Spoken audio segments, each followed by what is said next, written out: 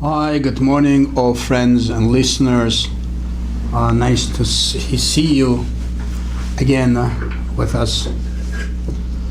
And let's share some good words for this week's Parsha coming up this Shabbat, Parshat Shemot.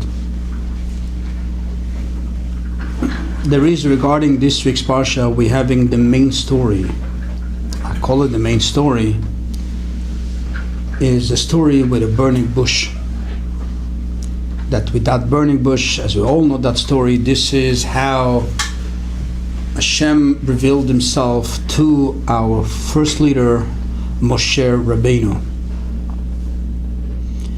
And there is a beautiful history regarding the lesson of the burning bush. And I'll do it in short. And this was a story in the beginning of the history of Chassidut, and especially Chassidut Chabad. And at that time, as we know, there was a big opposition to Chassidut in general, and especially specific to the Chassidut of Chabad, for many great scholars, great people, but they did not see it in a positive way. There was once a time that a Baal Tanya, first great leader of Chabad movement, decided that he's going to see and talk to all these great leaders and explain the idea of Chassidut to the world, and in order they should take up their opposition towards the idea of Chassidut. And that was a very historical moment. The moment of the conversation or questions and answers between the Baal Tanya, the first Rabbi of Chabad, with really great people, but from the other side, from the opposition towards Chassidut. It's a long story, a lot of details about it, but I just want to share one detail that's relevant to this week's Parsha and relevant to the story of the burning bush. And one of the questions that really bothered them, those great people, is why is it that a Baal Shem Tov, the founder of Chassidut, was saying that we have to look up to the simpleton. And as we know the stories of the Baal Shem Tov, he would take the simpletons and make him to very important people. And it would bring out the greatness. And this is what opposition asked the Baal Tanya. In their opinion, this is not the right thing to do. Somebody that's a simpleton, that doesn't learn Torah, doesn't know how to learn Torah, should be knowing his place, and not to make from him an important person just because he's a simpleton. And they asked him, please, to explain it. I'll be honest, there was many more questions and many more answers and beautiful explanations that, as we know that story, he satisfied them all. But as I said, we're only going to speak about this one detail.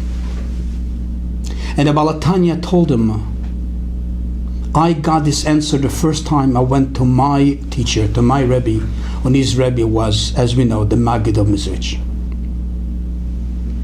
And the Maggid of Mizrich heard this answer from the Baal Shem Tov himself.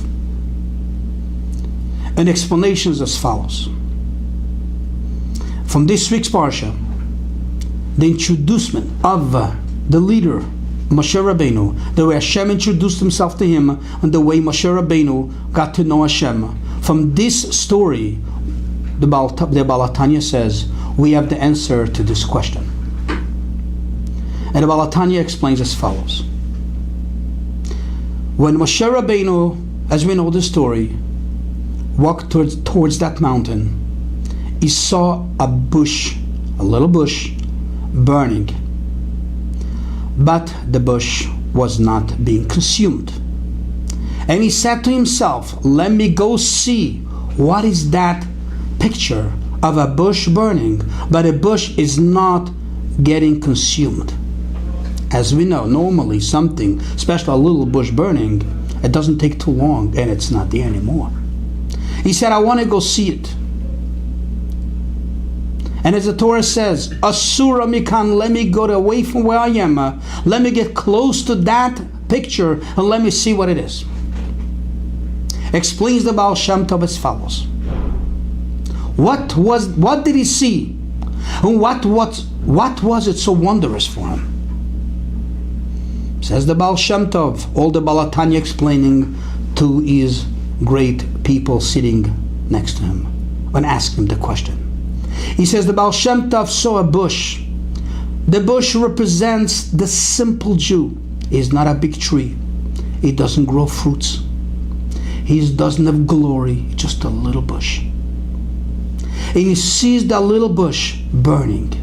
What does it mean, the little bush burning? He sees that bush in flames, in a fire of yearning to God. As we know, the yearning to Hashem, this is resembled in a fire of our soul, a fire in our heart, burning to God. And he sees the bush, the simpleton, burning in fire to connect to Hashem. And he says, what is it?